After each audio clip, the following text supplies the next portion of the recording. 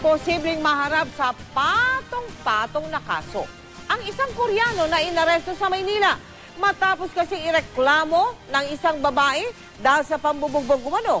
Naglutangan pa ang iba pa raw biktima ng Koreano. Nakatutok si Susan Enriquez.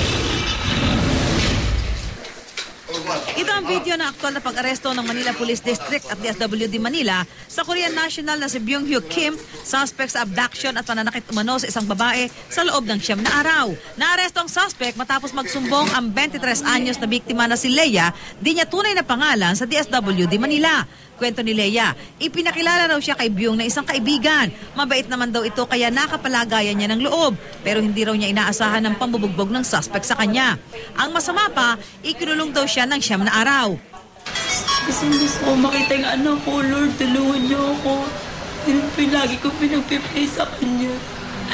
Pinakinggan niya naman po ako.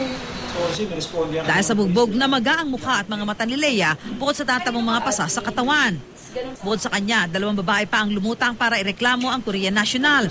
Ang isa sa kanila, nakasama rin daw ang suspect nito lang Enero 17. Nakatakas daw siya matapos makaranas din ng pananakit mula sa suspect. Hindi ko rin po talaga siya makakalimutan dahil talaga po pinagtangkaan niya akong patayin. Dahil sa paglutang ng iba pang mga biktima, inaasahang higit na titibay ang kaso sa Koreano. Kaya may panawagan sa ibang posible pang nabiktima nito.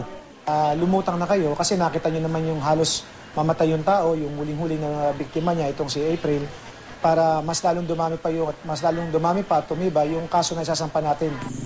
Akasuhan ng serious physical injuries at illegal detention ng suspect na kasalukuyang nakapiit sa MPD. Susan Enriquez, Nakatutok, 24 Oras.